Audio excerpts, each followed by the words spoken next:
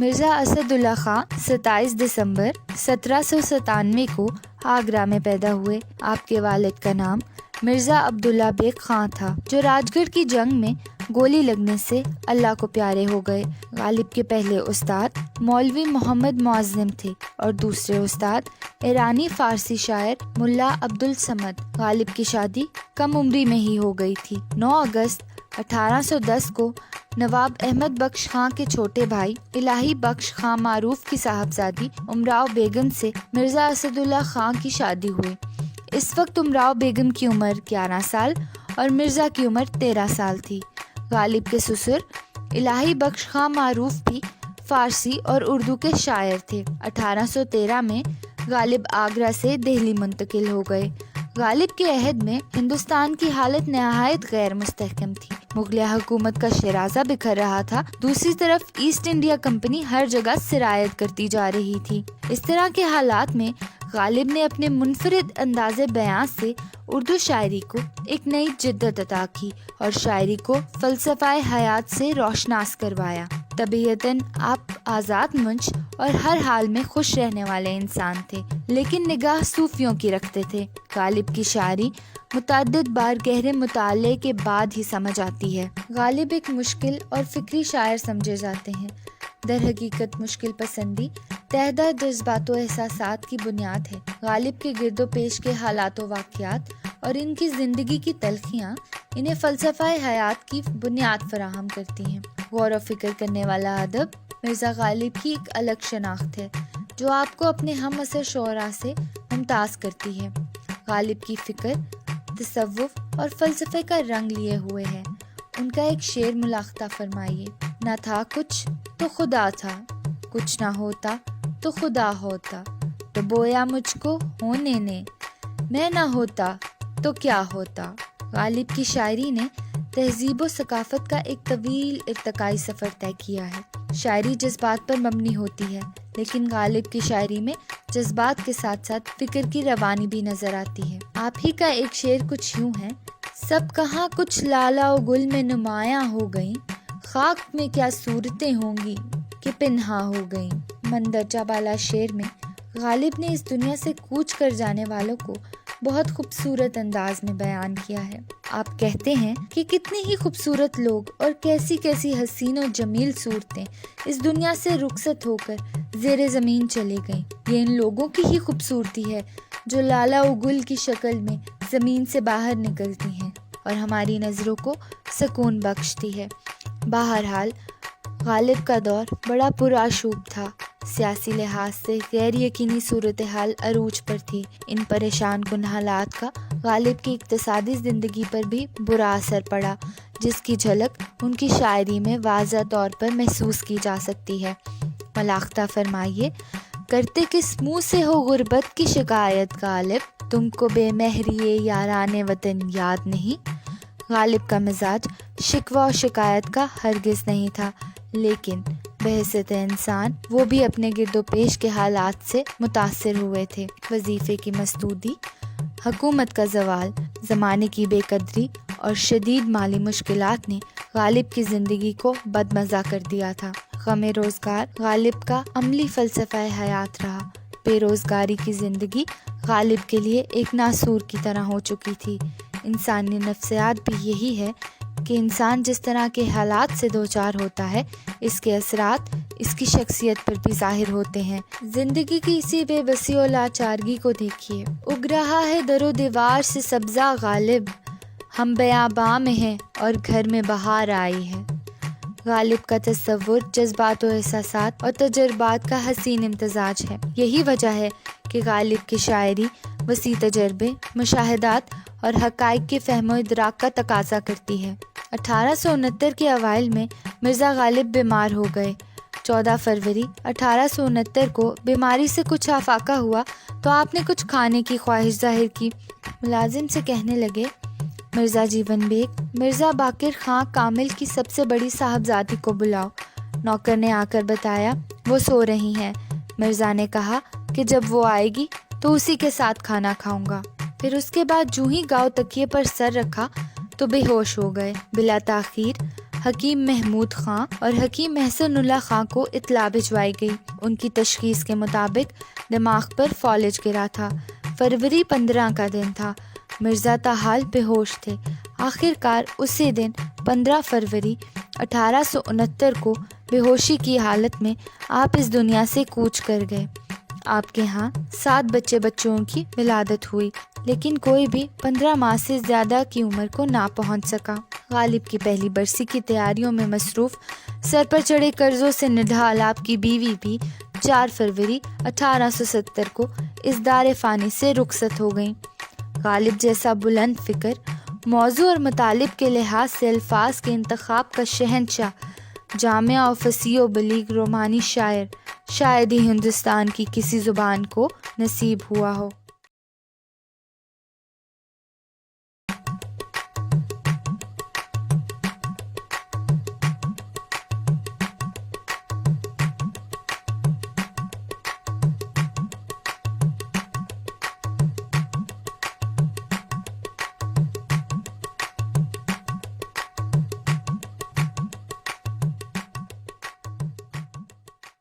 مرزا اسد اللہ خان 27 دسمبر 1797 کو آگرہ میں پیدا ہوئے۔ آپ کے والد کا نام مرزا عبداللہ بیگ خان تھا، جو راج گڑھ کی جنگ میں گولی لگنے سے اللہ کو پیارے ہو گئے۔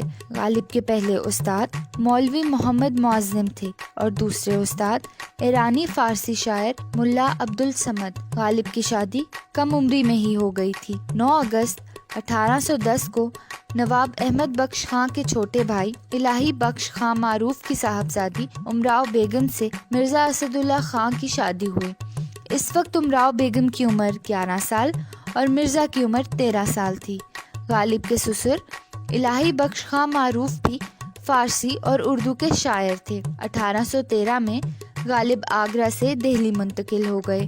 غالب کے عہد میں ہندوستان کی حالت نہایت غیر مستحکم تھی۔ مغلیہ حکومت کا شیرازہ بکھر رہا تھا، دوسری طرف ایسٹ انڈیا کمپنی ہر جگہ سرایت کرتی جا رہی تھی۔ اس طرح کے حالات میں غالب نے اپنے منفرد انداز بیان سے اردو شاعری کو ایک نئی جدت عطا کی اور شاعری کو فلسفہ حیات سے روشناس کروایا۔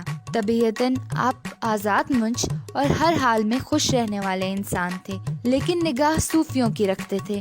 غالب کی شاعری متعدد بار گہرے مطالعے کے بعد ہی سمجھ آتی ہے۔ غالب ایک مشکل اور فکری شاعر سمجھے جاتے ہیں۔ در حقیقت مشکل پسندی تہ دہ جذبات و احساسات کی بنیاد ہے۔ غالب کے گرد و پیش کے حالات و واقعات اور ان کی زندگی کی تلخیاں انہیں فلسفہ حیات کی بنیاد فراہم کرتی ہیں۔ غور و فکر کرنے والا ادب مرزا غالب کی ایک الگ شناخت ہے، جو آپ کو اپنے ہم عصر شعراء سے ممتاز کرتی ہے۔ غالب کی فکر تصوف اور فلسفے کا رنگ لیے ہوئے ہے۔ ان کا ایک شعر ملاحظہ فرمائیے: نہ تھا کچھ تو خدا تھا، کچھ نہ ہوتا تو خدا ہوتا، تو بویا مجھ کو ہونے نے، میں نہ ہوتا تو کیا ہوتا۔ غالب کی شاعری نے تہذیب و ثقافت کا ایک طویل ارتقائی سفر طے کیا ہے۔ شاعری جذبات پر مبنی ہوتی ہے، لیکن غالب کی شاعری میں جذبات کے ساتھ ساتھ فکر کی روانی بھی نظر آتی ہے۔ آپ ہی کا ایک شعر کچھ یوں ہے: سب کہاں کچھ لالا و گل میں نمایاں ہو گئیں، خاک میں کیا صورتیں ہوں گی کہ پنہاں ہو گئیں۔ مندرجہ بالا شعر میں غالب نے اس دنیا سے کوچ کر جانے والوں کو بہت خوبصورت انداز میں بیان کیا ہے۔ آپ کہتے ہیں کہ کتنی ہی خوبصورت لوگ اور کیسی کیسی حسین و جمیل صورتیں اس دنیا سے رخصت ہو کر زیر زمین چلے گئیں۔ یہ ان لوگوں کی ہی خوبصورتی ہے جو لالا و گل کی شکل میں زمین سے باہر نکلتی ہیں اور ہماری نظروں کو سکون بخشتی ہے۔ بہرحال غالب کا دور بڑا پرآشوب تھا۔ سیاسی لحاظ سے غیر یقینی صورتحال عروج پر تھی۔ ان پریشان کن حالات کا غالب کی اقتصادی زندگی پر بھی برا اثر پڑا، جس کی جھلک ان کی شاعری میں واضح طور پر محسوس کی جا سکتی ہے۔ ملاحظہ فرمائیے: کرتے کس منہ سے ہو غربت کی شکایت غالب، تم کو بے مہریے یاران وطن یاد نہیں۔ غالب کا مزاج شکوہ و شکایت کا ہرگز نہیں تھا، لیکن بحیثیت انسان وہ بھی اپنے گرد و پیش کے حالات سے متاثر ہوئے تھے۔ وظیفے کی مسدودی، حکومت کا زوال، زمانے کی بے قدری اور شدید مالی مشکلات نے غالب کی زندگی کو بدمزہ کر دیا تھا۔ غم روزگار غالب کا عملی فلسفہ حیات رہا۔ بے روزگاری کی زندگی غالب کے لیے ایک ناسور کی طرح ہو چکی تھی۔ انسانی نفسیات بھی یہی ہے کہ انسان جس طرح کے حالات سے دوچار ہوتا ہے، اس کے اثرات اس کی شخصیت پر بھی ظاہر ہوتے ہیں۔ زندگی کی اسی بے بسی و لاچارگی کو دیکھیے۔ اگ رہا ہے در و دیوار سے سبزہ غالب، ہم بیاباں میں ہیں اور گھر میں بہار آئی ہے۔ غالب کا تصور جذبات و احساسات اور تجربات کا حسین امتزاج ہے۔ یہی وجہ ہے کہ غالب کی شاعری وسیع تجربے، مشاہدات اور حقائق کے فہم و ادراک کا تقاضا کرتی ہے۔ 1869 کے اوائل میں مرزا غالب بیمار ہو گئے۔ 14 فروری 1869 کو بیماری سے کچھ آفاقہ ہوا تو آپ نے کچھ کھانے کی خواہش ظاہر کی۔ ملازم سے کہنے لگے، مرزا جیون بیگ، مرزا باقر خاں کامل کی سب سے بڑی صاحبزادی کو بلاؤ۔ نوکر نے آ کر بتایا وہ سو رہی ہیں۔ مرزا نے کہا کہ جب وہ آئے گی تو اسی کے ساتھ کھانا کھاؤں گا۔ پھر اس کے بعد جو ہی گاؤ تکیے پر سر رکھا تو بے ہوش ہو گئے۔ بلا تاخیر حکیم محمود خاں اور حکیم محسن اللہ خاں کو اطلاع بھجوائی گئی۔ ان کی تشخیص کے مطابق دماغ پر فالج گرا تھا۔ فروری 15 کا دن تھا۔ مرزا تاحال بے ہوش تھے۔ آخر کار اسی دن 15 فروری 1869 کو بے ہوشی کی حالت میں آپ اس دنیا سے کوچ کر گئے۔ آپ کے ہاں 7 بچوں کی ولادت ہوئی، لیکن کوئی بھی 15 ماہ سے زیادہ کی عمر کو نہ پہنچ سکا۔ غالب کی پہلی برسی کی تیاریوں میں مصروف سر پر چڑھے قرضوں سے نڈھال آپ کی بیوی بھی 4 فروری 1870 کو اس دار فانی سے رخصت ہو گئیں۔ غالب جیسا بلند فکر، موضوع اور مطالب کے لحاظ سے الفاظ کے انتخاب کا شہنشاہ، جامع و فصیح و بلیغ رومانی شاعر شاید ہی ہندوستان کی کسی زبان کو نصیب ہوا ہو۔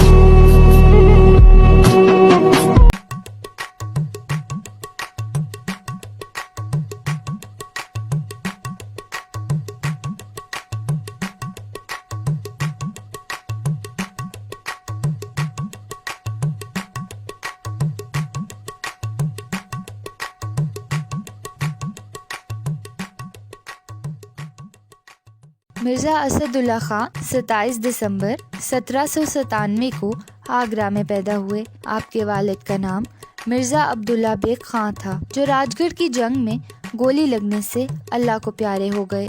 غالب کے پہلے استاد مولوی محمد معظم تھے اور دوسرے استاد ایرانی فارسی شاعر ملا عبدالصمد۔ غالب کی شادی کم عمری میں ہی ہو گئی تھی۔ 9 اگست 1810 کو نواب احمد بخش خاں کے چھوٹے بھائی الہی بخش خاں معروف کی صاحبزادی امراؤ بیگم سے مرزا اسد اللہ خاں کی شادی ہوئی۔ اس وقت امراؤ بیگم کی عمر 11 سال اور مرزا کی عمر 13 سال تھی۔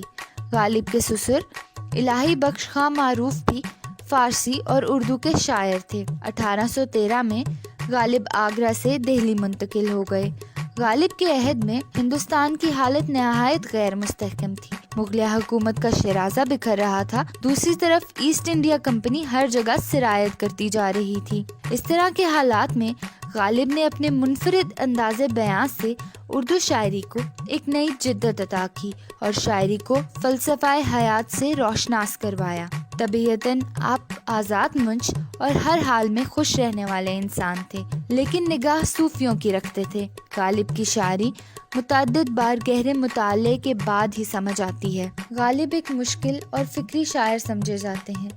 در حقیقت مشکل پسندی تہدہ جذبات و احساسات کی بنیاد ہے۔ غالب کے گرد و پیش کے حالات و واقعات اور ان کی زندگی کی تلخیاں انہیں فلسفہ حیات کی بنیاد فراہم کرتی ہیں۔ غور و فکر کرنے والا ادب مرزا غالب کی ایک الگ شناخت ہے جو آپ کو اپنے ہم عصر شعراء سے ممتاز کرتی ہے۔ غالب کی فکر، تصوف اور فلسفے کا رنگ لیے ہوئے ہے۔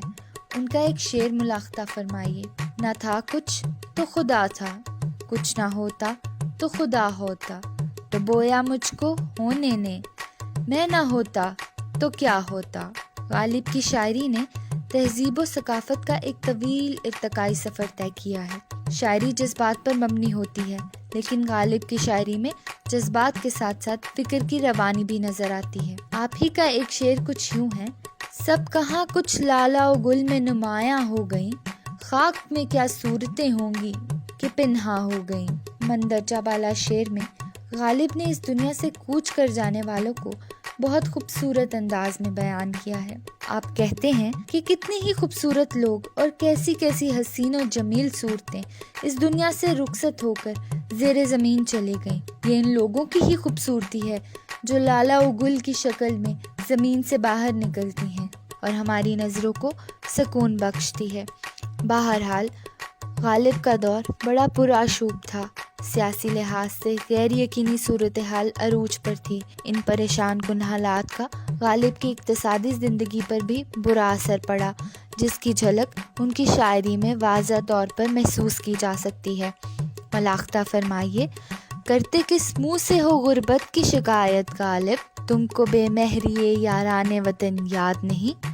غالب کا مزاج شکوہ و شکایت کا ہرگز نہیں تھا، لیکن بحیثیت انسان وہ بھی اپنے گرد و پیش کے حالات سے متاثر ہوئے تھے۔ وظیفے کی مسدودی، حکومت کا زوال، زمانے کی بے قدری اور شدید مالی مشکلات نے غالب کی زندگی کو بدمزہ کر دیا تھا۔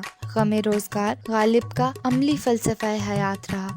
بے روزگاری کی زندگی غالب کے لیے ایک ناسور کی طرح ہو چکی تھی۔ انسانی نفسیات بھی یہی ہے کہ انسان جس طرح کے حالات سے دوچار ہوتا ہے، اس کے اثرات اس کی شخصیت پر بھی ظاہر ہوتے ہیں۔ زندگی کی اسی بے بسی و لاچارگی کو دیکھیے۔ اگ رہا ہے در و دیوار سے سبزہ غالب، ہم بیاباں میں ہیں اور گھر میں بہار آئی ہے۔ غالب کا تصور جذبات و احساسات اور تجربات کا حسین امتزاج ہے۔ یہی وجہ ہے کہ غالب کی شاعری وسیع تجربے، مشاہدات اور حقائق کے فہم و ادراک کا تقاضا کرتی ہے۔ 1869 کے اوائل میں مرزا غالب بیمار ہو گئے۔ 14 فروری 1869 کو بیماری سے کچھ افاقہ ہوا تو آپ نے کچھ کھانے کی خواہش ظاہر کی۔ ملازم سے کہنے لگے: مرزا جیون بیگ، مرزا باقر خاں کامل کی سب سے بڑی صاحبزادی کو بلاؤ۔ نوکر نے آ کر بتایا وہ سو رہی ہیں۔ مرزا نے کہا کہ جب وہ آئے گی تو اسی کے ساتھ کھانا کھاؤں گا۔ پھر اس کے بعد جوں ہی گاؤ تکیے پر سر رکھا تو بے ہوش ہو گئے۔ بلا تاخیر حکیم محمود خاں اور حکیم محسن اللہ خاں کو اطلاع بھجوائی گئی۔ ان کی تشخیص کے مطابق دماغ پر فالج گرا تھا۔ فروری 15 کا دن تھا۔ مرزا تاحال بے ہوش تھے۔ آخر کار اسی دن 15 فروری 1869 کو بے ہوشی کی حالت میں آپ اس دنیا سے کوچ کر گئے۔ آپ کے ہاں 7 بچوں کی ولادت ہوئی، لیکن کوئی بھی 15 ماہ سے زیادہ کی عمر کو نہ پہنچ سکا۔ غالب کی پہلی برسی کی تیاریوں میں مصروف سر پر چڑھے قرضوں سے نڈھال آپ کی بیوی بھی 4 فروری 1870 کو اس دار فانی سے رخصت ہو گئیں۔ غالب جیسا بلند فکر، موضوع اور مطالب کے لحاظ سے الفاظ کے انتخاب کا شہنشاہ، جامع و فصیح و بلیغ رومانی شاعر شاید ہی ہندوستان کی کسی زبان کو نصیب ہوا ہو۔